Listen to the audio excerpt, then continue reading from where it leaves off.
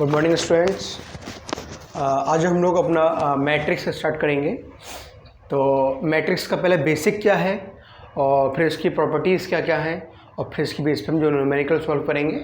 फिर जो हमारे एग्ज़ाम्स में, प्रीवियस एग्ज़ाम्स में, नेट जीआरएफ में, गेट में, टाइफर में, बार्ग में जो क्वेश्चंस आ चुके हैं हमारे मैट्रिक्स की बेस पे, उनको सॉल्व करेंगे। तो मैट्रिक्स एक ऐसा टॉपिक है जो हर एग्ज़ाम में आता है, चाहे वो आपका एमएससी का एंट्रेंस हो, चाहे वो एमयू का एंट्रेंस हो, चाहे वो जामिया का एंट्रेंस हो, चाहे वो बीएचयू का एंट्रेंस हो, चाहे वो जेआरएफ, टाइफर, किसी भी लेवल का एंट्रेंस हो, मैट्रिक्स आपको हर जगह मिलने वाला है।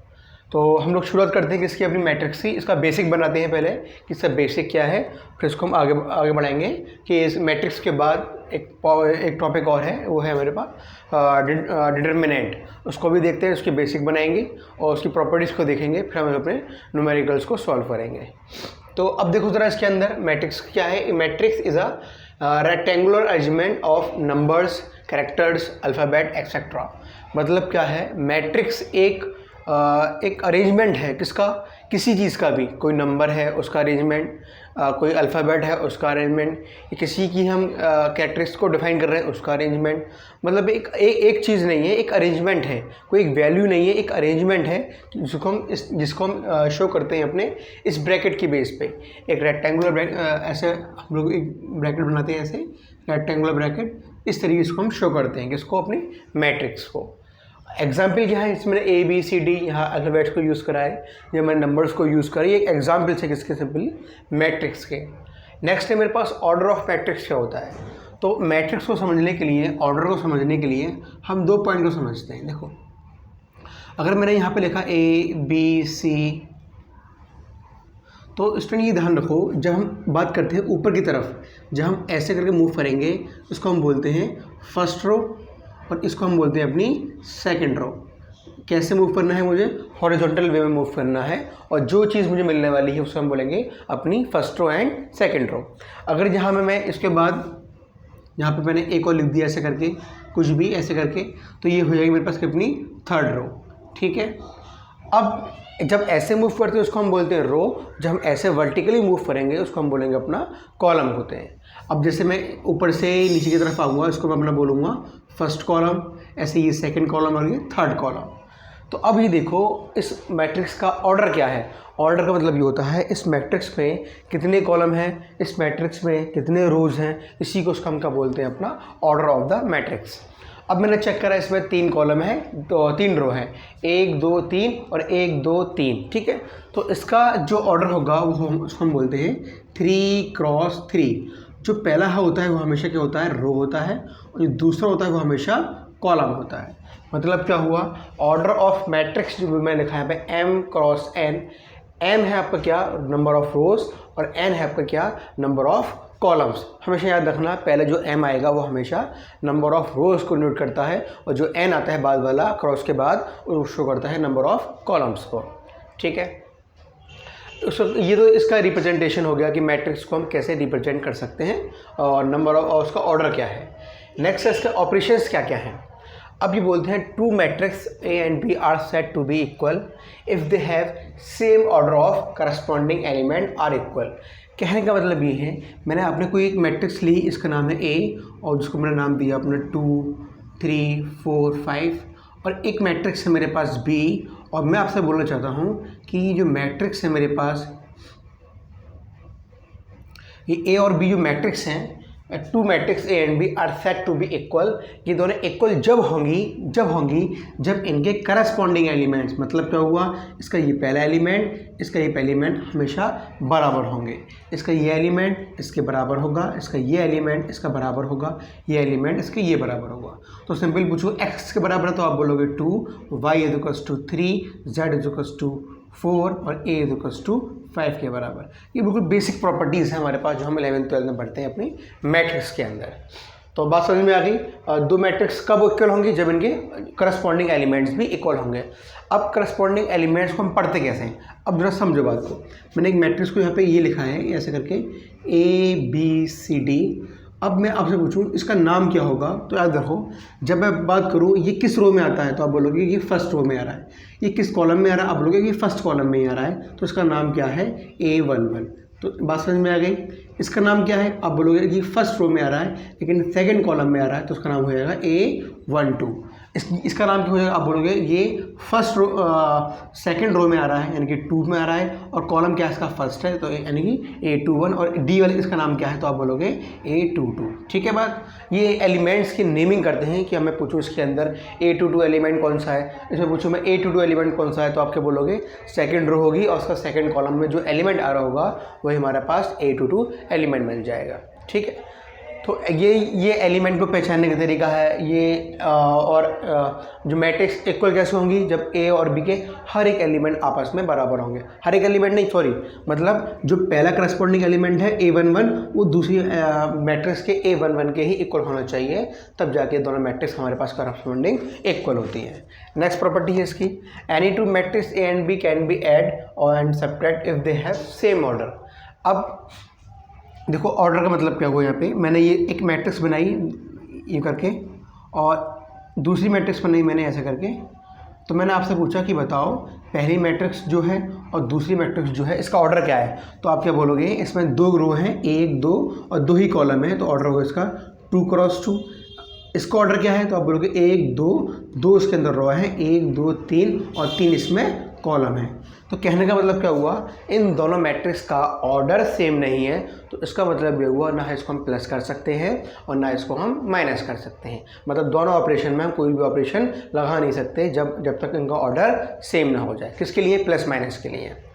थर्ड है मेरे पास, अगर ये when A is to IJ M × N और B is to BIJ P × P, their product exist if N is to P। इसको थोड़ा समझते हैं। ये 2 प्रॉपर्टीज अभी हमने देखी, एक देखी हमने एडिशन की और एक देखी हमने मल्टीप्लिकेशन की। उसकी शर्त क्या है कि मैट्रिक्स का ऑर्डर का सेम होना ज़रूरी है। और जब बात करें मल्टीप्लिकेशन की, उसके लिए ज़रा देखो इस चीज़ को। अब मल्टीप्लिकेशन क्या पूछ रहा है कि एक मैट्रिक्स है AIJ, उसका ऑर्डर है M × N, एक मैट्रिक्स है B, उसका ऑर्डर है P × Q। मतलब क्या हुआ, एक एग्जाम्पल के बेस पे लेते हैं, इसको मैंने बनाया 2 4 3 ऐसे करके, तो इसका ऑर्डर आया मेरे पास 2 × 2 के बराबर। ठीक है, अब इसका मैं ऑर्डर लिख रहा हूँ यहाँ पे, इसको मैंने ऐसे लिखा, इसका ऑर्डर आप बोलेंगे इसका ऑर्डर है मेरे पास 2 इसमें रो हैं और 3 इसमें कॉलम है। तो अब देखो क्या, अब एक बात तो समझ में आती है, अभी हमने यहाँ पे देखा इस मैट्रिक्स का नाम हम ऐड कर सकते हैं, ना इस मैट्रिक्स को हम प्लस कर सकते हैं, ना हम इसको माइनस कर सकते हैं। लेकिन क्या इसको हम मल्टीप्लिकेशन कर सकते हैं, तो मल्टीप्लिकेशन के लिए आपको ये चेक करना है कि इसका n और इसका p, मतलब इसका ये वाला 2 और इसका आगे वाला, ये अगर दोनों के दोनों सेम होंगे तभी मल्टीप्लिकेशन यहाँ पे एग्जिस्ट कर सकता है, वरना मल्टीप्लिकेशन एग्जिस्ट नहीं करेगा। तो कहने का मतलब ये हुआ, अगर यहाँ मैट्रिक्स को मैं 3 कर दूँ या 2 × 3 कर दूँ, 2 × 3 है, ये 2 × 3 है, अब 3 है या 2 है, ये सेम नहीं है। इसका मतलब ये हुआ कि यहाँ पे हम जो इसको मल्टीप्लिकेशन एग्जिस्ट नहीं कर सकते। क्लियर बात पूरी अच्छे से। अब ऐड कैसे करना है, मल्टीप्लिकेशन करना है, एक एक एग्जाम्पल इसका ले लेते हैं, फिर हम अपने आते हैं किसमें, डिटर्मिनेंट के ऊपर। ठीक है, अब देखो मैंने एक मैट्रिक्स बनाई अपनी 2 4 3, इसको मुझे ऐड करना है दूसरी मैट्रिक्स से, वो मुझे ये दे रखी है। तो ऐड का मतलब क्या होता है, जो इसका फर्स्ट एलिमेंट है वो फर्स्ट एलिमेंट से उसको ऐड कर दो। तो देखो 2 को 2 से करोगे तो 0, ये 5 और ये 8 और ये आपका 5। ठीक है, अब इसको सिंपली मैं इसको ही माइनस कर दूं तो अब क्या बन जाएगा, 2 - -2 यानी कि 4, 3 - 2 यानी कि 1, 4 - 4 यानी कि 0 और ये 3। सही है कि तो सिंपल सा हमारे पास मल्टीप्लिकेशन एडिशन और सब्ट्रैक्शन है। अब बात करूँ मैं किसकी, सिंपली मल्टीप्लिकेशन की, तो मल्टीप्लिकेशन सिंपल सा एग्जाम्पल मैंने ये ले लिया, आपका मल्टीप्लाई करना है 2 मैट्रिक्स को, ये ले लिया मैंने। तो मल्टीप्लाई करने के लिए याद रखो कि जब भी हम 2 मैट्रिक्स को मल्टीप्लाई करेंगे तो स्टेप बाय स्टेप करना होता है कि इसकी मुझे फर्स्ट रो लेनी है और इसका मुझे फर्स्ट कॉलम लेना है। मतलब फर्स्ट रो को फर्स्ट कॉलम से मल्टीप्लाई करूँगा तो 2 को 2 से मल्टीप्लाई करवा आया मेरे पास 4, फिर 2 को 1 से मल्टीप्लाई करवा आया मेरे पास 2। क्या बात समझ में अच्छे से आ गई है ना। अच्छा, अब फर्स्ट रो को पहले मैंने फर्स्ट कॉलम से करा, अब इसी फर्स्ट रो को मुझे सेकंड कॉलम से करना है। तो यानी कि 2 को 1 से करूँगा तो 2 आएगा, इस 2 को मैं 1 से करूँगा तो अब भी 2 आ जाएगा। ठीक है, अब इसका पूरा काम खत्म। इसको पहले इससे करेंगे, इसको पहले फिर इससे करेंगे, काम खत्म। अब नीचे वाली को इससे करना है, नीचे वाली को फिर इससे करना है। तो 2 को मैं 4 से करूँगा तो वो आएगा 8, और 1 को करूँगा तो वो आएगा 1, तो उससे करूँगा 4, इसको आ जाएगा मेरे पास 1। अगर ये आपसे आता है तो वीडियो को 2x पे करके आगे बढ़ा देना। तो मतलब बस पूरा बेसिक आपको क्लियर कर रहा हूँ, जिसको नहीं आता वो देख लेना। अब देखो जरा, ये 6 हो गया, ये 4 हो गया, ये 9 हो गया, ये 5 हो गया, ये हमारे पास मल्टीप्लिकेशन यहाँ पे एग्जिस्ट कर गया। तो मैं आपको यहाँ से एक बात भी बता रहा हूँ। मैंने पूछा कि बताओ इसका ऑर्डर क्या है, तो आप बोलोगे इसका ऑर्डर है 2 क्रॉस 2। इसका ऑर्डर क्या है, वो भी कितना है, 2 क्रॉस 2। तो मल्टीप्लिकेशन के लिए क्या सेम होना ज़रूरी है, इसका पीछे वाला और इसका आगे वाला। तो मैंने ये दोनों सेम है, इसको मैंने हटा दिया। अब बचा क्या मेरे पास, देखो 2 बचा यहाँ पे, ये बचा 2। मतलब अब जो मैट्रिक्स मिलने वाली है मल्टीप्लिकेशन के बाद, वो कितनी की मिलेगी मुझे, वो 2 क्रॉस 2 की ही मिलेगी। आप चेक कर लो कितनी की मिलेगी, ये भी 2 क्रॉस 2 की ही मिलेगी। ये मल्टीप्लिकेशन के कुछ रूल्स हैं। फॉर एग्जांपल एक और मैं एग्जांपल लेता हूँ आपको। ये मैंने एक मैट्रिक्स बनाई 2 4, ये है 2 क्रॉस 2 की मैट्रिक्स। ये है मेरे पास 2 क्रॉस 3 की मैट्रिक्स। अब मैंने चेक करा कि ये वाला इसका और ये वाला इसका दोनों सेम है। इसका मतलब क्या हुआ, प्रोडक्ट यहाँ पे एग्जिस्ट करेगा, और जो मैट्रिक्स आंसर मिलने वाला है वो कितने का मिलेगा, वो आपको 2 क्रॉस 3 का मिलेगा। तो जो एलिमेंट बचते हैं उसी की हमारे पास मैट्रिक्स बच जाती है। ठीक है बच्चों, ये तो this is all about the matrix. अब हम कुछ प्रॉपर्टीज़ को पहले मैं लिखता हूँ, किसकी, डिटरमिनेंट की प्रॉपर्टीज़ क्या क्या होती हैं, फिर सीधा हम अपने किस पाएंगे, न्यूमेरिकल्स पाएंगे। ठीक है,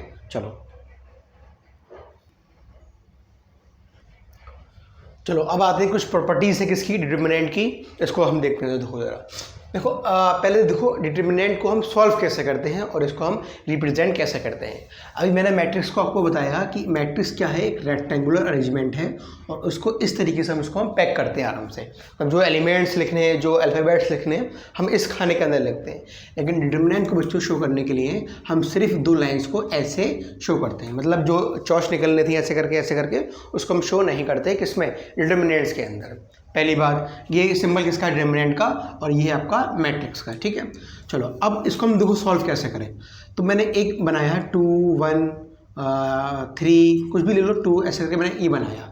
अब मुझे इसको सॉल्व करना है। तो डिटरमिनेंट को सॉल्व करने के लिए तो आपको क्या याद करना है, देखो ज़रा समझना कि डिटरमिनेंट पहले चेक करो किसके अलॉन्ग खोल रहे हो। मैं डिटरमिनेंट खोल रहा हूँ अलॉन्ग रो R1 के अलॉन्ग, मतलब पहली रो के अलॉन्ग। तो इसमें आपको क्या करना होता है कि जो पहला एलिमेंट है उसको छोड़ दो। जो पहले एलिमेंट को मैंने पकड़ा उसको छोड़ दिया, और इसके आजू बाजू जितने एलिमेंट्स ये वाले और ये वाले सब काट दो। बचा का मेरे पास 2, तो उसको मैं इसके पास लगाओ, फिर लगाओ माइनस। अब माइनस देखो मैंने क्यों लगाया, अब देखो ज़रा ये एलिमेंट कौन सा है, तो आपके बोलोगे इसका नाम जो है वो है A11, और 1 और 1 कितना होता है, 1 + 1 होता है मेरे पास 2, इसलिए इसके आगे यहाँ पे क्या आया प्लस। अब ये एलिमेंट कौन सा है, तो आपके बोलोगे A12, और 1 + 2 क्या होता है मेरे पास 3, मतलब क्या ऑड हुआ, तो मैंने यहाँ पे क्या लगा दिया अपना माइनस। अब इसको लिखना है, यहाँ पे क्या लिखा मैंने, यहाँ 1 लिखा, और जब ये चले जाएगा ये चला जाएगा, बचेगा सिंपली मेरे पास क्या बचेगा, 3 बचेगा। यानी 4 - 3 = 1 के बराबर। तो डिटरमिनेंट कितना मिल गया मुझे, 1 के बराबर। या सिंपली एक एग्जाम्पल और मैं लेता हूँ, 2 छोटा था, 1 3 0 1 2। ठीक है, ये मैंने एक और एग्जांपल ले लिया। तो अब इसको सॉल्व करो। देखो पहला काम क्या है, मैं अभी भी R1 के अलॉन्ग खोल रहा हूँ, तो जो इसके अलॉन्ग खोल रहा हूँ उसको मैंने पकड़ा, उसको यहाँ पे 2 लिखा। अब 2 के आगे मैं प्लस लगाऊंगी, माइनस लगाऊँ, तो आप चेक कर लो इसका नाम क्या है। इसका नाम है A11। इसका नाम क्या है, इसका नाम क्या है, A12। देखो पहली रो में आ रहा है लेकिन सेकंड कॉलम में आ रहा है। इसका नाम क्या है, पहली रो में आ रहा है, इसका नाम है A13। अब देखो 1 और 1 कितना होगा, 2 होगा, यानी कि इवन है। ये कितना होगा, ऑड होगा, और यानी कि और ये भी कैसा रहेगा, ए भी दोनों इवन है, ये वाला बीच वाला ऑड है, यानी यहाँ क्या आएगा मेरे पास माइनस आएगा। तो पहला मैंने 2 को यहाँ पे लिख लिया, ये पूरा एलिमेंट गए, ये पूरा एलिमेंट गए, इसको मैंने इससे मल्टीप्लाई करा, वो आया कितना 0, इसको इससे मल्टीप्लाई करके उतना है मेरे पास 1, उसको 2 आ गया। अब मैंने यहाँ पे 1 को लिखा ऐसे करके, ये पूरा गया, ये पूरा गया, 0 हो गया, और उसको मैंने कहा ये -2 आ गया, और ये +3, ये पूरा गया, ये पूरा गया, इससे ये 0, और ये कितना सिंपली -1। इसको सॉल्व करके हमारे पास क्या आंसर आ जाएगा इसका, जो भी डिटरमिनेंट आने वाला है। तो ये तो बेसिक प्रॉपर्टीज़ है किसकी, अपनी डिटरमिनेंट को सॉल्व करने के लिए। ठीक है, अब देखो इसकी प्रॉपर्टीज़ क्या क्या हैं जिसको हमें पढ़ना है आज, और इसके बाद हम पढ़ेंगे कि इसके टाइप्स क्या होते हैं मैट्रिक्स के। मैट्रिक्स के टाइप्स पढ़ना बड़ा ही इंपॉर्टेंट है कि जितने क्वेश्चंस आने वाले हैं वो आपके टाइप्स के ऊपर भी ज़रूर आते हैं, ठीक है। तो पहले हम समझ लेते हैं कि इसका डिटरमिनेंट क्या होता है। इफ़ ऑल एलिमेंट, ये इसकी प्रॉपर्टीज़ है। डिटरमिनेंट क्या था हमारे पास, सिंपली खोलने का तरीका मैंने आपको सिखा दिया। प्रॉपर्टीज देखो क्या है इसकी। If all element of a row or column are 0, then its determinant will be 0. Example, मैंने एक ये बनाया सिंपल, ऐसे लिख दिया मैंने, किसी भी डिटरमिनेंट के एक रो या एक कॉलम, कोई भी, यहाँ पे देखो बीच वाली रो कैसे है, मेरे पास 0 है। कोई भी रो और कोई भी कॉलम अगर 0 0 मिलते हैं, इसका मतलब क्या हुआ, इस पूरे का जो आंसर आने वाला है बच्चों वो कितना मिलेगा, मुझे 0 ही मिलेगा। दूसरी प्रॉपर्टी क्या बोल रही है मुझसे कि किसी भी रो किसी भी कॉलम को अगर मैं सेम कर दूं, मतलब क्या हुआ, किसी भी डिटरमिनेंट के अंदर कोई भी दो रो और या कोई भी दो कॉलम अगर सेम है तो जब भी उसका आंसर कितना आने वाला है वो भी 0 ही देगा। अब देखो यहाँ 1 1 1 है, यहाँ 1 1 1 है, मतलब क्या हुआ, पहली रो और तीसरी रो कैसी है, सेम है, इसलिए इसका आंसर 0 आएगा। एनी टू रो और column of matrix are identical then its determinant will be 0, ठीक है। If A is a square matrix of order N, then, ये भी काफ़ी इंपॉर्टेंट प्रॉपर्टी से समझते हैं ज़रा। मैंने बोला कि मेरे पास कोई एक 1 2 3 1 ऐसे ये ले लिया मैंने, एक मैट्रिक्स है मेरे पास ये, और क्या बोल रहे हैं कि इसका, इस मैट्रिक्स का अगर मैं डिटरमिनेंट फाइंड करूँ, पहले फाइंड करते हैं आराम से। क्या डिटरमिनेंट फाइंड करा मैंने इसका ए का, वो कितना मिल जाएगा मुझे, सिंपली 1 2 3 1, तो 1 1 = 1 और 2 3 यानी कि कितना, 6 यानी कि -5। क्लियर बात पूरी अच्छे से है ना। अच्छा, अब मैंने क्या करा, अब एक के क्या है, के कोई भी एक कांस्टेंट नंबर है जो मैंने इससे मल्टीप्लाई कर दिया। मैंने माना चलो लेट के को मैंने क्या मान लिया अपने पास से 2 से मल्टीप्लाई कर दिया, तो बच्चों ये मैट्रिक्स कैसी हो जाएगी मेरे पास, जब इसको मैट्रिक्स को मैं 2 से मल्टीप्लाई कर दूंगा तो ये हो जाएगा मेरे पास सिंपली 2a = 2 4 6 2, है ना। 2 से मल्टीप्लाई, 2 से मल्टीप्लाई, ये मेरे पास मैट्रिक्स मिल गई। अब अगर मैं इसका डिटरमिनेंट खोलूँ, यानी कि 2a का डिटरमिनेंट खोलता हूँ मैं इसका अगर, तो मुझे क्या आंसर मिलेगा, आप देखो ज़रा, यानी कि 2 4 6 2 को दिख रहा है, हाँ दिख रहा है। अब ज़रा देखो उसको, 2 2 = 4 -24 वी गेट -20, ठीक है। अब ज़रा इसको समझ लो, मैंने क्या बोला, ये मेरे पास मैट्रिक्स थी, इसका मैंने डिटरमिनेंट खोला, कितना आया मेरे पास -5। फिर मैंने अपने माइंड में एक नंबर सोचा जिसको मैंने क्या बोला 2 को मैंने ऐसे मल्टीप्लाई करा, ये मिला। अब मैंने इसका डिटरमिनेंट खोला, वो कितना है मेरे पास -20। अब ये पूरी कहानी को मैंने पैक करके इस पे लेकर आया, क्या क्या लेकर आया कि डिटरमिनेंट ऑफ के = k की पावर n और a = अब ये यहाँ पे n क्या है, n बच्चों क्या है, ऑर्डर ऑफ द मैट्रिक्स। इस मैट्रिक्स का पहला ऑर्डर क्या है, तो क्या बोलोगे ऑर्डर वो भी कितना है, 2 है। अब देखो ज़रा, के को मैंने क्या माना, यहाँ पे वो 2 माना, 2 रखा। ए क्या है मेरे पास मैट्रिक्स, उसको मैंने ऐसे ही रखा। के क्या को मैंने क्या माना, 2 माना था, ऑर्डर क्या है इसका 2 है, और ए को मैंने ऐसे ही रख दिया। कई बार समझ में अच्छे से आ गई, मतलब अब ये चीज़ पूरी इसके इक्वल हमेशा होने वाली है, हमेशा होने वाली है। अब चाहे देखो यहाँ पे पुट करके देखो, 2a कितना है मेरे पास, 2a का डिटरमिनेंट देखो, 2a का डिटरमिनेंट कितना है मेरे पास, -20, ठीक है, यहाँ लिख दो -20, यहाँ लिख दिया। अब 2 की पावर 2 कितना हो गया मेरे पास 4, और डिटरमिनेंट ऑफ a का क्या है मेरे पास -5, माइनस हमने लगाया, कितना बच्चों आ गया -20, हमेशा बराबर किसका आ गया, -20 के बराबर। यहाँ मैंने के की वैल्यू 2 मानी है, अगर आपके की वैल्यू 5 माने, 3 माने, 2 माने, 1 माने, कुछ भी माने, ये जो वैल्यू मैंने निकल कर आई है ये हमेशा फिक्स रहने वाला है, ये रेशो हमेशा सेम रहने वाला है। याद रखना के क्या है कि वो नंबर है जो आप मान रहे हैं, एन क्या है उस मैट्रिक्स का ऑर्डर है। अगर इसको मैं 2/2 का ना लेके 3/3 का ले लूँ, 4/4 का ले लूँ, किसी का भी ले लूँ, तो ये जब इसको हम यूज़ कर सकते हैं। लेकिन याद रखना ये मैट्रिक्स जो मिलेगी, जो ऑर्डर लेना है वो हमेशा 2/2 या 3/3 या 4/3 ऑर्डर हमेशा इसमें ही आना चाहिए। ये नहीं कि 2/3 का ले लो तो सॉल्व करोगे, इसमें पॉसिबल नहीं है। ऑर्डर हमेशा कैसा रहेगा, स्क्वायर मैट्रिक्स में, कैसा रहेगा, स्क्वायर मैट्रिक्स में। क्या ये पॉइंट अच्छे समझ में आ गया ना। अब इसके नेक्स्ट पॉइंट पे आते हैं। इसका नेक्स्ट पॉइंट डिटरमिनेंट का वो क्या है कि अगर देखो 2 मैट्रिक्स हैं ए और बी, है ना, देखो ज़रा इसको,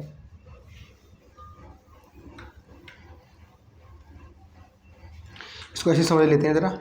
2 मैट्रिक्स है मेरे पास ए बी, और या तो पहले एक मैट्रिक्स है ए, एक है बी, दोनों का आपस में मैंने क्या कर दिया, मल्टीप्लाई कर दिया। मल्टीप्लाई करने के बाद इनका मैंने मॉड निकाला, पहली बात। दूसरी बात क्या बोल रहा हूँ कि मल्टीप्लाई मत करो, पहले का मॉड निकाल दो, दूसरे का मॉड निकाल दो, हमेशा ये बराबर आने वाला है। बात समझ में आ गई। अगले पे आओ। अब क्या है ए टी, टी का मतलब क्या होता है, transpose of the matrix. Transpose का मतलब क्या होता है, ये देखो ज़रा, मैंने ये लिखा 2 4 3 1, ये लिखा मैंने बोला इस मैट्रिक्स का आपको ट्रांसपोज करना है, ये नाम है इसका ए। तो ए ट्रांसपोज क्या हो जाएगा बच्चों, बस क्या जो इसकी रोज़ हैं ये वाली, ये किस में आ जाएंगी, कॉलम के अंदर, ये भी है तो ये भी किस में है, कॉलम के अंदर, ये इसका ट्रांसपोज हो गया। अब ये बोल रहे हैं या तो पहले ट्रांसपोज करके डिटरमिनेंट निकाल दो, या डिटरमिनेंट करके फिर ट्रांसपोज निकाल दो, कहानी एक ही बनने वाली है। क्लियर पॉइंट ये वाला, मतलब क्या हुआ, इसका डिटरमिनेंट निकाल दो या इसका डिटरमिनेंट निकाल दो, आंसर हमें हमेशा सेम ही मिलने वाला है। ठीक है, अब क्या चेक कर लो उसको, देखो इसको मैंने इसको करा कितना है 2, इसको करा कितना है मेरे पास -12, इसको करा मैंने 2, इसको कितना है मेरा -12, सॉल्व कर लो और दोनों -8 मिलने वाला है। नेक्स्ट है मेरे पास, या तो अगर कोई मैट्रिक्स है उसका इन्वर्स आपको दे रखा है, या तो इन्वर्स का डिटरमिनेंट ले लो या पहले डिटरमिनेंट करके इन्वर्स ले लो, तब भी बात समझ में आ रही है। मतलब जो कहानी यहाँ बननी थी वही कहानी यहाँ पे है, पहले या तो चिट कर लो या उसको उल्टा कर लो, एक ही बात निकल के आने वाली है। ठीक है, these all are the properties of the determinant. ठीक है, अब इसकी बेस पर हम क्वेश्चन कैसे करेंगे, तो आप इसको राइट कर लो, फिर उसको बता रहा हूँ। चलो,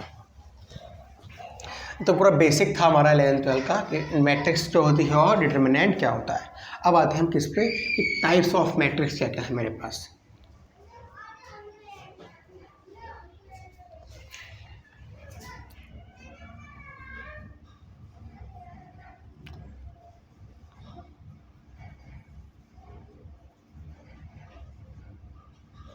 टाइप्स ऑफ मैट्रिक्स क्या है, देखो पहली है मेरे पास कौन सी, अपनी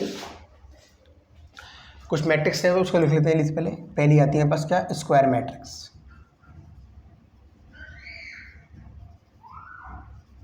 दूसरी है मेरे पास डायगोनल मैट्रिक्स।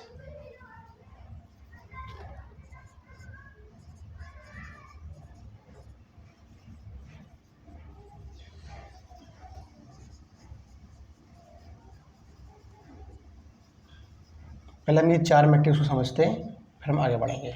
देखो स्टूडेंट, स्क्वायर मैट्रिक्स कौन सी मैट्रिक्स होती हैं, याद रखो जिसमें नंबर ऑफ रोज और नंबर ऑफ कॉलम बराबर होंगे, वो हमारी कौन सी कहलाएंगी, स्क्वायर मैट्रिक्स। फॉर एग्जांपल लिए जैसे मैंने बस इसका, आप क्या इसको लिख लेना, जो मैंने बस अपनी जो बोला उसको लिख लेना। अब देखो इस मैट्रिक्स को चेक करो, इसके नंबर ऑफ रोज कितने हैं, जो जितने रोज हैं उतने ही इसमें कॉलम हैं, ये 2 2, और इधर भी देखो इधर भी, यानी कि ये कौन सी मैट्रिक्स कहलाएगी मेरे पास, स्क्वायर मैट्रिक्स कहलाएगी। नेक्स्ट है मेरे पास डायगोनल मैट्रिक्स, एक ऐसी मैट्रिक्स जहाँ सिर्फ और सिर्फ इसके डायगोनल्स में एलिमेंट मिल रहे हों और बाकी सब जगह क्या मिल रहा हो, मुझे 0 0 मिल रहा हो। क्या ये पॉइंट समझ में आ गया, सारे एलिमेंट 0 होंगे except the element of the diagonals, diagonals के एलिमेंट मुझे मिलने वाले हैं, इसको हम क्या बोलेंगे, डायगोनल मैट्रिक्स। नेक्स्ट है मेरे पास simply scalar matrix. Scalar matrix ऐसी मैट्रिक्स होती है, ये भी just like a diagonal matrix होती है, बट बस इनमें फ़र्क इतना होता है कि इसके जो भी डायगोनल्स होते हैं किसके, हमारी स्केलर मैट्रिक्स के, वो एक ही नंबर होता है। मतलब क्या हुआ, अगर डायगोनल्स में 2 2 आ रहा है तो सब जगह वो आपको 2 2 ही मिलेगा। अगर डायगोनल्स में मेरे पास 5 5 आ रहा है तो बच्चों वो आपको हमेशा 5 5 ही मिलेगा। मतलब क्या हुआ, मैं सिंपली आपको बोल दूँ 5 5 5, तो ये कौन सी मैट्रिक्स कहलाएगी, ये भी अभी कौन सी है, ये डायगोनल मैट्रिक्स भी है और as well as scalar matrix भी है। ये डायगोनल मैट्रिक्स भी है as well as scalar matrix भी है। ये डायगोनल मैट्रिक्स भी है but not a scalar matrix. अब हम किस पे आते हैं, अपनी लास्ट पे, आइडेंटिकल मैट्रिक्स होती हैं। अगर आइडेंटिकल मैट्रिक्स का मतलब क्या हुआ कि सारी जो भी इसमें से 2 2 को मैं बाहर निकाल दूँ, कॉमन निकाल दूँ, तो अब यहाँ को 1 0 0 0 1 0 0 0 1 मिलने वाला है। इस मैट्रिक्स को हम क्या बोलते हैं, अपनी आइडेंटिकल मैट्रिक्स। तो याद रखो आइडेंटिकल मैट्रिक्स के अंदर identical matrix also known as diagonal matrix, also known as scalar matrix and also known as identical matrix. बस ये हमेशा फिक्स रहेगी, इसके अंदर हमेशा लास्ट में क्या आने वाला है, 1 1 आने वाला है, और जब 2 2 आएगा 5 5 आएगा, ये स्केलर मैट्रिक्स और ये हमारे पास सिंपली डायगोनल मैट्रिक्स है। तो this is the properties of the diagonal matrix and square matrix, identical matrix and the scalar matrix. अब नेक्स्ट मैट्रिक्स पे आते हैं अपनी हम। नेक्स्ट है मेरे पास पाँचवीं, इसको बोलते हैं अपनी नल मैट्रिक्स।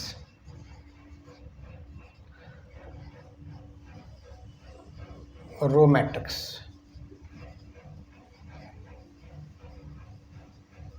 कॉलम मैट्रिक्स,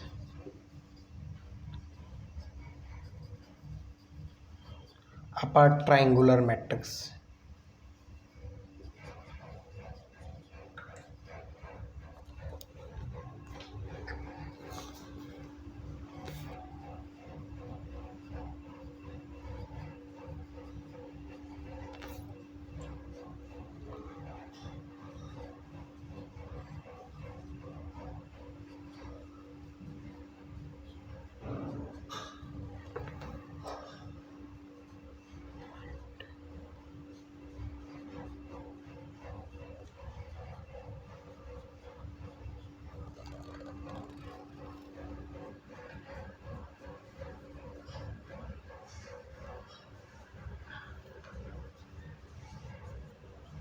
दिख रहा है? दिख रहा है।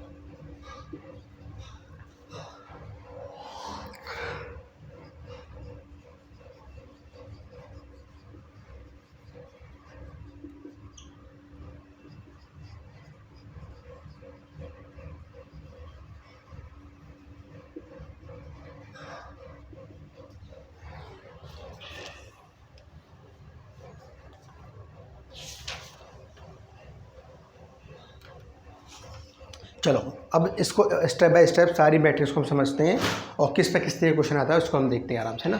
देखो बच्चों, पहली 4 प्रॉपर्टीज हमें समझ में आ गई। अब आते हैं नल मैट्रिक्स। नल का मतलब होता है खाली मैट्रिक्स। ऐसी कोई मैट्रिक्स मैं बना दूं जिसमें कोई एलिमेंट ही ना हो, उसको मैं सिंपल क्या बोलूँगा, अपनी नल मैट्रिक्स। ठीक है, सिंपल सी बात है। इसको आप चाहे लैंग्वेज में लिख लें कि सिंपल भाषा में लिख लें, the matrix which have no element is known as the null matrix. The matrix which have only row element is known as the row matrix. The matrix which have only column element is known as the column matrix. अब देखो row matrix क्या है, मैंने एक ऐसे इसको ऐसे बना दिया। मैं पूछूँ आपसे यहाँ कितनी रो है कितने कॉलम है, तो आपके बोलोगे यहाँ पे सिंपल एक ही रो दिखाई दे रही है, इसको हम सिंपल क्या बोलेंगे, अपना रो मैट्रिक्स। अगर इसको मैं सिंपल ऐसे टेढ़ा कर दूँ तो यहाँ बच्चों ये क्या बन जाएगी मेरे पास, सिंपली कॉलम मैट्रिक्स। ठीक है। अपर ट्रायंगुलर मैट्रिक्स एक ऐसी मैट्रिक्स होती है जहाँ सिर्फ हमें एलिमेंट मिलने वाले होते हैं अपने, तो उसके लिए हमें क्या करना पड़ेगा, एक सिंपल सी मैट्रिक्स हम बनाएं। तो मैट्रिक्स बनाने के बाद याद रखो बस कि उस मैट्रिक्स में जो एलिमेंट मिलते हैं हमें, ये मतलब क्या हुआ, इसको मैंने ऐसे ले दो, ये देखो ये एक क्या बन गया, जस्ट लाइक ए ट्राइंगल। ऐसी मैट्रिक्स जहाँ के नीचे के एलिमेंट हमारे पास 0 होते हैं, डायगोनल्स के नीचे के एलिमेंट अगर 0 होते हैं, उसको हम बोलते हैं अपनी अपर ट्रायंगुलर मैट्रिक्स। इसको समझ लो अच्छे तरीके से, क्योंकि इस पर इस बेसिक पे बहुत अच्छे अच्छे क्वेश्चंस बनने वाले हैं। नेक्स्ट है मेरे पास लोअर ट्रायंगुलर मैट्रिक्स। तो बात समझ में आ रही होगी आपकी भी, अगर उसके एलिमेंट्स क्या हो, अब नीचे के एलिमेंट्स को तो कुछ ना कुछ मिलने वाले हों, लेकिन ऊपर के एलिमेंट बच्चों वो आपके 0 हो जाएँ। ये मेरे पास डायगोनल्स आ गए, मतलब डायगोनल्स के ऊपर के एलिमेंट क्या हो गए मेरे पास 0, और तो उसको हम क्या बोलेंगे, अपनी लोअर ट्रायंगुलर मैट्रिक्स। क्लियर बात। तो लेकिन जो हम सारे न्यूमेरिकल सॉल्व करेंगे अपना, वो हम काम करेंगे अपना अपर ट्रायंगुलर मैट्रिक्स की बेस पे। नेक्स्ट है मेरे पास पीरियोडिक मैट्रिक्स की होती है, और इंडिपेंडेंट मैट्रिक्स। ये काफ़ी जो 4-5 मैट्रिक्स हैं हमारे पास, ये थोड़ी इंपॉर्टेंट है, इसको अपने अच्छे से देखिए ज़रा। देखो अब पीरियोडिक मैट्रिक्स क्या होती है, सुनना बात को ज़रा। मैंने एक मैट्रिक्स बनाई ऐसे करके 1 2 3 ऐसे कुछ भी एलिमेंट ले लिए मैंने। अब समझो अच्छे से ज़रा। अब मैंने क्या करा, इस ए को ए से ही मल्टीप्लाई करा, यानी कि ए स्क्वायर बन जाएगा। मतलब क्या करना पड़ेगा मुझे, 1 2 2 4। ठीक है, 1 2 2 4 ऐसा करना पड़ेगा, मल्टीप्लिकेशन करना पड़ेगा मुझे इसका, है ना। लेकिन अब मैं चाहता हूँ कि जब मैं मल्टीप्लाई कर दूंगा, मल्टीप्लाई करके मैं कुछ कॉमन बाहर निकाल के अगर मुझे यही मैट्रिक्स मिल जाती है, तो उसको मैं क्या बोलूँ, अपनी पीरियोडिक मैट्रिक्स। अभी बात समझ में नहीं आई, दोबारा समझो। मैंने क्या करा, इसको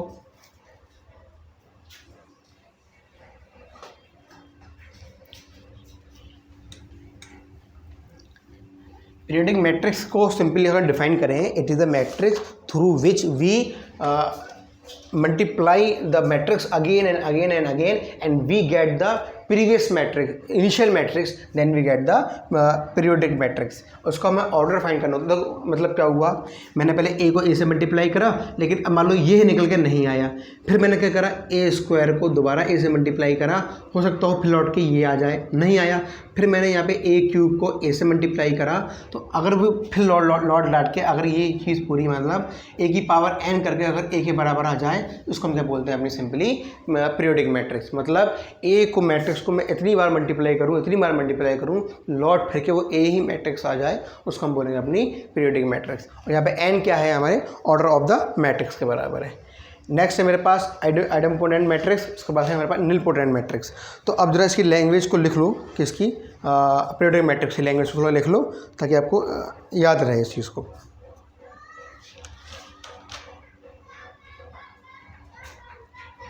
लिखो इसको, periodic matrix, A square matrix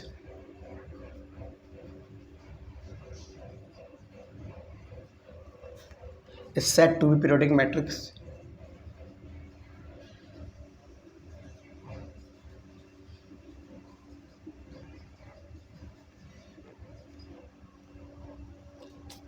If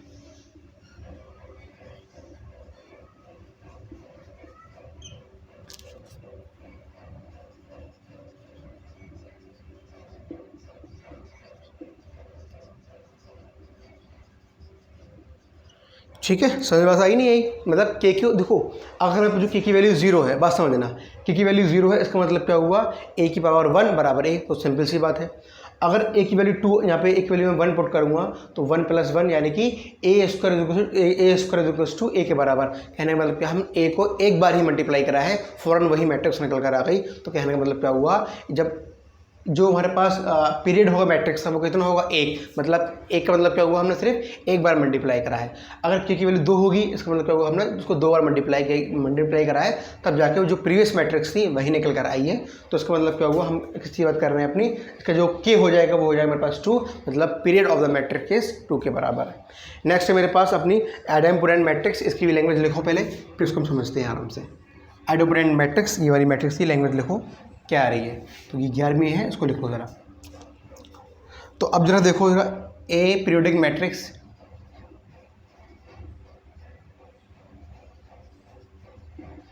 whose period is 1. मतलब क्या हुआ कि जो हम यहाँ पे लिख रहे हैं ना, a k + 1 = a के बराबर, अगर k की वैल्यू यहाँ पे 1 दे रखी है, मतलब a स्क्वायर अगर a के बराबर है, तो याद रखो बच्चों, ये a स्क्वायर जब a के बराबर है, इस मैट्रिक्स को हम बोलते हैं अपनी आइडेम्पोटेंट मैट्रिक्स. अभी जब हम आगे चलकर न्यूमेरिकल्स करेंगे, बहुत ज़्यादा यूज़ होने वाला है periodic matrix, idempotent matrix, involutory matrix, इन मैट्रिक्स का. इसलिए फिर मैं फोकस कर रहा हूँ कि इनको याद रखो. मतलब क्या हुआ, अगर a की पावर k + 1 = a के बराबर आ रहा है, उसको हम बोलेंगे अपनी पीरियोडिक मैट्रिक्स. यानी कुछ पीरियड के बाद वही मैट्रिक्स मिलने वाली है, तो उसको मैंने बोलते हैं पीरियोडिक मैट्रिक्स. के क्या है, इसका पीरियड ऑफ द मैट्रिक्स. अगर एक वैल्यू पुट करते ही, मतलब के की वैल्यू अगर 1 है और यानी कि a स्क्वायर a के बराबर है, इसका मतलब क्या हुआ, a स्क्वायर a के बराबर है, एक बार करने पे ही ये हमें दोबारा वही मैट्रिक्स दे रहा है, तो उसका नाम क्या है हमारे पास, आइडेम्पोटेंट मैट्रिक्स. इससे अभी इसको हम आइगन वैल्यूज निकालेंगे, आइगन फंक्शन निकालेंगे, तब जाकर आपको समझ में आएगा कि हाँ इसकी वैल्यू क्या है. मतलब a को ढाके मैं इधर लेकर आऊँगा, a को मैं कॉमन निकाल लूँ या i से मल्टीप्लाई कर दूँ, तो जैसे हम बहुत चीज़ें हम निकाल सकते हैं, अपना a inverse, a transpose, eigen value, eigen function सब निकाल सकते हैं हम इन मैट्रिक्स के बेस पे. अभी इसको हम आगे पढ़ेंगे, बस मैं समझा रहा हूँ कि कौन सी मैट्रिक्स किस काम की है. अब नेक्स्ट है मेरे पास अपनी निलपोटेंट मैट्रिक्स. अब निलपोटेंट मैट्रिक्स मतलब क्या होता है कि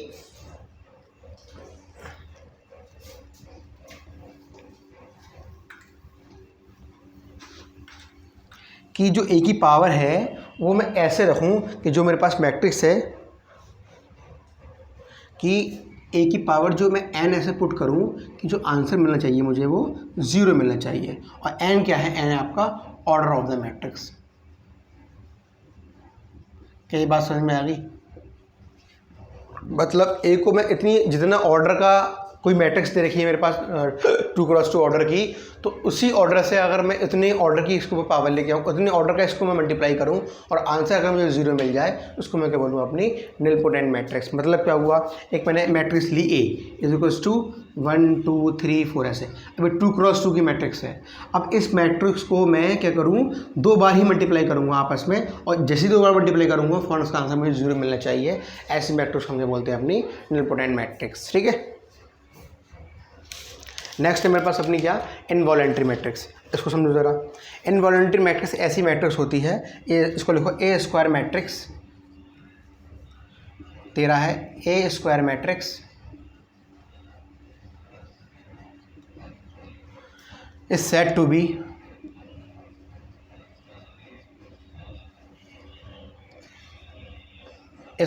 involuntary matrix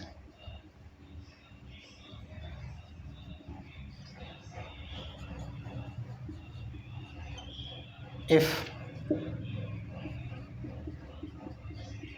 इसको समझो। देखो मैंने मान लो ये ए दे रखा है मेरे पास, कि ये दे रखा है 2 1 2 ऐसा कुछ। अब मैं ए को ए से ही मल्टीप्लाई करूं तो क्या बन जाएगा, ए स्क्वायर। अब जो ए स्क्वायर आना चाहिए बच्चों, वो कितना आना चाहिए मेरे पास, आई के बराबर। और आई क्या होता है मेरे पास, आइडेंटिटी मैट्रिक्स। मतलब क्या हुआ कि ए को ए से ही मल्टीप्लाई करूं, मतलब ए स्क्वायर निकल के आ जाए, और ए स्क्वायर क्या बन जाए मेरे पास, आई बन जाए, यानी कि 1 0 0 1 बन जाए। तो ऐसी मैट्रिक्स को क्या बोलेंगे, अपनी इनवॉलेंट्री मैट्रिक्स। ठीक है, नेक्स्ट मेरे पास सिंपल सा है सिंगुलर मैट्रिक्स। सिंगुलर मैट्रिक्स वो मैट्रिक्स होती हैं हमारे पास जिनका जो हमारे पास डिटरमिनेंट जो होता है वो 0 होता है। किनका, हमारे पास सिंगुलर मैट्रिक्स का।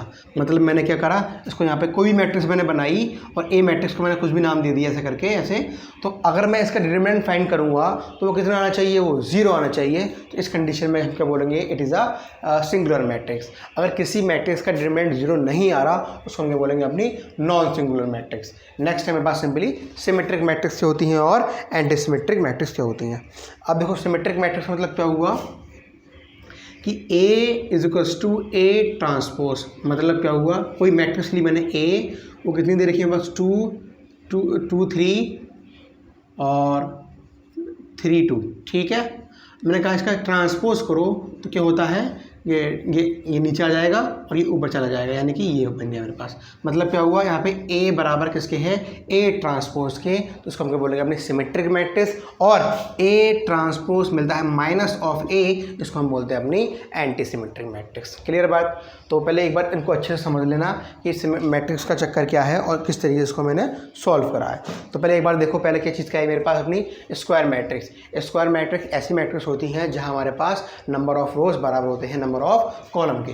नेक्स्ट हमारे पास अपनी क्या, डायगोनल्स मैट्रिक्स। डायगोनल्स मैट्रिक्स ऐसी मैट्रिक्स होती हैं जहाँ सिर्फ और सिर्फ डायगोनल्स में ही एलिमेंट मिलते हैं, बाकी सारे एलिमेंट 0 होते हैं। Next number scalar matrix. Scalar matrix भी सारे एलिमेंट डायगोनल्स में मिलते हैं, लेकिन वो एक से होते हैं। अगर 2 है 2 रहेगा, 5 है 5 रहेगा, उसको हम क्या बोलेंगे, अपनी डायगोनल मैट्रिक्स। आइडेंटिकल मैट्रिक्स कौन सी होती है, वो मैट्रिक्स होती हैं जिनके डायगोनल्स ही मिलते हैं, वो आगे सब एलिमेंट 0 होते हैं, लेकिन डायगोनल्स की शर्त क्या है, वो 1 ही होना चाहिए। नल मैट्रिक्स ऐसी मैट्रिक्स होती है जिनमें कोई एलिमेंट ही नहीं होता। रो मैट्रिक्स ऐसी होती है जिनमें कोई कॉलम नहीं होता, इसमें कोई रो नहीं होती। और अपर ट्रायंगल मैट्रिक्स ऐसी होती हैं जिनके डायगोनल्स के नीचे के एलिमेंट कैसे होते हैं, 0 होते हैं, और लोअर ट्रायंगल के ऊपर के एलिमेंट कैसे होते हैं, वो 0 होते हैं। पीरियोडिक मैट्रिक्स ऐसी मैट्रिक्स होती हैं जिन मैट्रिक्स को हम दोबारा मल्टीप्लाई, इतनी बार मल्टीप्लाई करें, 1 बार 2 बार 3 बार 5 बार 10 बार 20 बार मल्टीप्लाई करते ही रहें जब तक हमें क्या ना मिल जाए, वही इनिशियल वाली मैट्रिक्स हमें मिल जाए, और उसी को हम बोलते हैं अपनी पीरियोडिक मैट्रिक्स। मतलब एक पीरियड के बाद घूम करके वो वहीं पे आ जाए।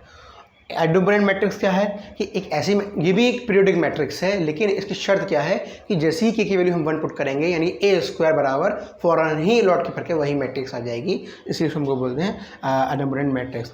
निलपोटेंट मैट्रिक्स उसको हम बोलते हैं कि जितना ऑर्डर का हमें मैट्रिक्स दे रखी है, उतने ऑर्डर से ही उतने ही बार उसको मल्टीप्लाई करें और उसका आंसर हमें क्या मिलना चाहिए, 0 मिलना चाहिए। ठीक है। इनवॉलेंट्री मैट्रिक्स की होती है हमारे पास। इनवॉलेंट्री मैट्रिक्स जो अभी हमने निकाली, वो निकाली थी कि हमारे पास जो वो, इसको हम, ये भी एक पीरियोडिक मैट्रिक्स है, इसको हम इतना मल्टीप्लाई करें कि इसका जो आंसर मिले वो आई बन जाए। मतलब क्या हुआ, ए को मैंने 2 बार मल्टीप्लाई करा, 3 बार मल्टीप्लाई करा, लेकिन मल्टीप्लाई करने के बाद हमें ए स्क्वायर की वैल्यू क्या मिल जाए, हमें आई के बराबर मिल जाए, मतलब आइडेंटिटी मैट्रिक्स मिल जाए। सिंगुलर मैट्रिक्स जिसका डिटरमिनेंट 0 हो जाए और जिसका डिटरमिनेंट 0 हो उसको हम बोलते हैं नॉन सिंगुलर मैट्रिक्स। नेक्स्ट है सिमेट्रिक मैट्रिक्स, ए जो मैट्रिक्स है प्रीवियस उसका ट्रांसपोज बराबर हो, और एंटी सिमेट्रिक मैट्रिक्स जिसका ट्रांसपोज बराबर तो होगा लेकिन किस कंडीशन में होगा, वो माइनस के साथ होगा। और एंटी स्क्यू सिमेट्रिक को हम और क्या बोलते हैं, एंटी सिमेट्रिक मैट्रिक्स भी बोलते हैं इसको, ठीक है। तो स्टूडेंट ये this is all about the types of matrix. आप इसको पढ़ के आइएगा, फिर नेक्स्ट लेक्चर के अंदर हम क्वेश्चन को ट्राई करते हैं कि इस पर किस तरीके से क्वेश्चन आते हैं, ठीक है। और कोई प्रॉब्लम हो तो आप मुझे कमेंट करके पूछ सकते हैं कि इसमें ये समझ में नहीं आया, कि कुछ समझ में नहीं आया, तो आप पूछ सकते हैं इसके बारे में, ठीक है।